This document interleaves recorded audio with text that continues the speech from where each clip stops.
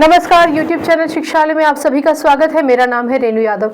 NCERT में अपने आप में बहुत ही प्यारे क्वेश्चंस दे रखे हैं और कुछ क्वेश्चंस घुमा फिरा के आपको बोर्ड एग्जाम्स में मिल जाते हैं। आप कंफ्यूज ना हो, इसलिए हम हर एक क्वेश्चन को डिस्कस करेंगे, ना केवल एनसीईआरटी के क्वेश्चंस को बल्कि जो क्वेश्चंस पूछे जा चुके हैं बोर्ड एग्जाम्स में उसका डिस्कशन भी करेंगे। आज ये जानते हैं कि एनसीईआरटी में जो क्वेश्चन दे रखा है, how would you name the following compound, इसका आंसर हम कैसे निकालेंगे। देखिए, जब हमने कार्बन एंड इट्स कंपाउंड पढ़ा था तो आपने एक चीज सबसे इंपॉर्टेंट पढ़ी थी। आपने पढ़ा था कि कोई भी हाइड्रोकार्बन मतलब ये जो टोटल आप कंपाउंड देख रहे हैं इसमें सिर्फ कार्बन और हाइड्रोजन दिख रहे हैं ना, इसका मतलब ये है हाइड्रोकार्बन। तो आपने जाना था कि जब कभी भी हम हाइड्रोकार्बन को पढ़ते हैं, उसका नाम खास तौर से लिखते हैं, तो उसमें दो चीजें होती हैं, एक तो प्रीफिक्स और एक होता है सफिक्स। ठीक है ना। प्रीफिक्स मतलब पहला नाम और सफिक्स मतलब बाद का नाम। जैसे कि मेरा नाम रेणु यादव है तो रेणु को आप कह सकते हैं कि प्रीफिक्स है और सफिक्स यादव कह सकते हैं। ठीक, तो यहाँ हाइड्रोकार्बन में प्रीफिक्स जो होते हैं आपके सबके फिक्स है। कहने का मतलब अगर किसी भी हाइड्रोकार्बन में कार्बन केवल एक है तो इसका मतलब उसका प्रीफिक्स होगा मेथ। कार्बन अगर दो है तो उसका प्रीफिक्स होगा एथ। कार्बन अगर तीन है तो प्रॉप। ठीक है, कार्बन अगर चार है तो ब्यूट। कार्बन अगर पाँच है तो पेंट। कार्बन अगर 6 है तो हेक्स। आज हम हेक्स तक ही बात करेंगे। तो कार्बन 6 का मतलब होगा प्रीफिक्स होगा हेक्स। ठीक है ना। अब इसका सफिक्स हम कैसे लगाएंगे वो वहाँ तक भी पहुँचेंगे। आप ये समझिए कि जब कभी भी आप मैथमेटिक्स में हेक्सागन की बात कर रहे हैं तो मतलब 6 साइड है ना, तो कोई भी चीज़ जिसमें उसके नंबर से पता चल जाता है हमें कि उसका हम किसकी बात कर रहे हैं। जैसे कि पेंटागन तो 5 साइड हो गई। ठीक है, या आप ऑक्टोपस कहें तो 5 ऑक्टोपस कहें तो 8 पैरों वाला एक प्राणी जो समुद्र में पाया जाता है, तो वो हो गया आपका 8 पैरों वाला ऑक्टोपस। ठीक है ना। तो ऐसे ही ऑक्टागन पढ़ा है ना आप सबने, वाल आप समझ गए होंगे कि ये हेक्स कहाँ से आता है। अगर हेक्सागन कहेंगे तो हेक्स का मतलब प्रीफिक्स। ठीक है ना। तो ये हो गया हमारा प्रीफिक्स।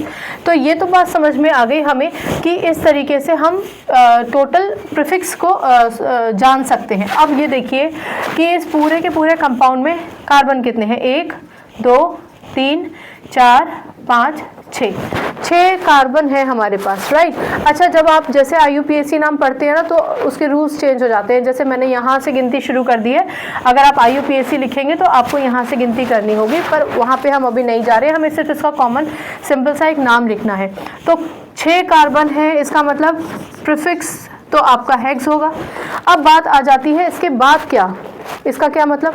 इसका ये मतलब कि हाइड्रोकार्बन चैप्टर पढ़ते वक्त आपने ये डिस्कस किया था कि आपके पास 3 तरीके के हाइड्रोकार्बन होते हैं। एक तो एल्किन जिसमें सिंगल बॉन्ड होता है, एक होता है एल्कीन जिसमें डबल बॉन्ड होता है, और एक होता था आपका एल्काइन जिसमें ट्रिपल बॉन्ड होता था। आपने ये भी समझा था कि किसी भी हाइड्रोकार्बन में अगर सिंगल बॉन्ड होता है तो उसका नाम हो जाता है, उसके नाम के आगे जो सफिक्स जुड़ता है वो होता है एन। कहने का मतलब अगर आप इथेन की बात करें, अगर ये मान लीजिए ये है आपका इथेन, तो यहाँ सब सिंगल बॉन्डेड है ना, तो ये इथेन हो जाएगा। एन प्रीफिक्स तो एथ ही रहेगा लेकिन सफिक्स में एन जोड़ देंगे। सिमिलरली अगर किसी के पास डबल बॉन्ड है तो उसका प्रीफिक्स तो सेम रहेगा, ये सब कॉमन प्रीफिक्स है, लेकिन सफिक्स में जुड़ जाएगा ईन, ENE।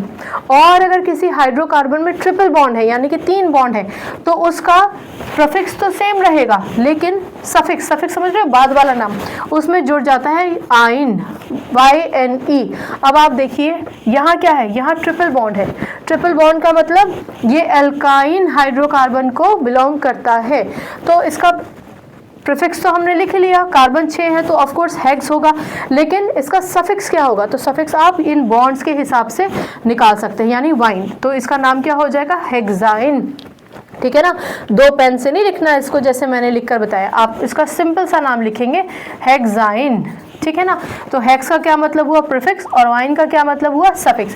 हेक्स किसको रिप्रेजेंट करता है, हेक्स रिप्रेजेंट करता है कि इसके पास टोटल 6 कार्बन थे, और वाइन किसको रिप्रेजेंट करता है, YNE रिप्रेजेंट करता है कि ये वो हाइड्रोकार्बन है जिसमें ट्रिपल बॉन्ड होते हैं। ठीक है ना।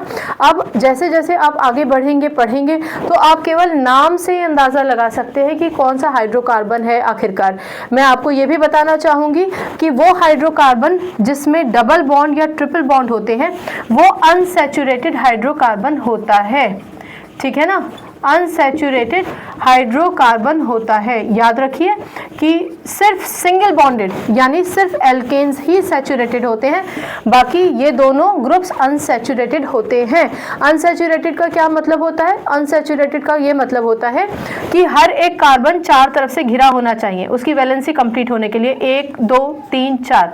लेकिन इस पूरे ग्रुप में आपके पास ऐसे भी कार्बन मिल जाएंगे जिनके पास उनकी ये जो आउटरमोस्ट इलेक्ट्रॉन थे इसको शेयर करने वाला कोई नहीं है, यानी प्रोबेबिलिटी है कि हाइड्रोजन, अगर आप पर्टिकुलरली हाइड्रोकार्बन की बात कर रहे हैं तो प्रोबेबिलिटी है कि यहाँ यहाँ यहाँ और यहाँ हाइड्रोजन अटैच हो सकता है। उस कंडीशन में ये जो फालतू दो बॉन्ड्स यहाँ लगा रखे हैं हमने, ये डिसॉल्व हो जाएंगे और सिर्फ सिंगल बॉन्ड रह जाएगा, ठीक है ना।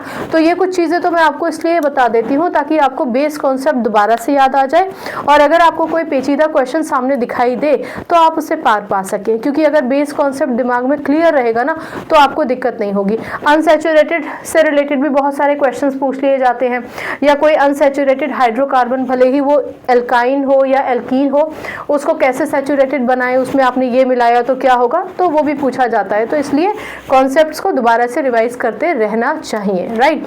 तो ये था एनसीईआरटी का पहला क्वेश्चन, बहुत छोटा छोटा लेक्चर से भी आप समझ सकते हैं, ठीक। और आई होप आपको ये समझ में आया होगा। हमेशा याद रखिए प्रीफिक्स और सफिक्स, प्रीफिक्स बिल्कुल फिक्स है, टेंशन की कोई बात ही नहीं है, और सफिक्स आपका डिपेंड करता है बॉन्ड्स पे, ठीक है। सिंगल बॉन्ड होता ANE लग जाता, डबल बॉन्ड होता तो ENE लग जाता, और क्योंकि ट्रिपल बॉन्ड था इसलिए YNE लग गया, हेक्साइन, ठीक। चलिए आज के इस लेक्चर में इतना ही, और अभी थोड़ी देर बाद कुछ और क्वेश्चंस हम डिस्कस करेंगे। तब तक अपना ख्याल रखिए, खुश रहिए, केमिस्ट्री से अपनी केमिस्ट्री अच्छी बनाइए, शिक्षा ले आइए। नमस्कार।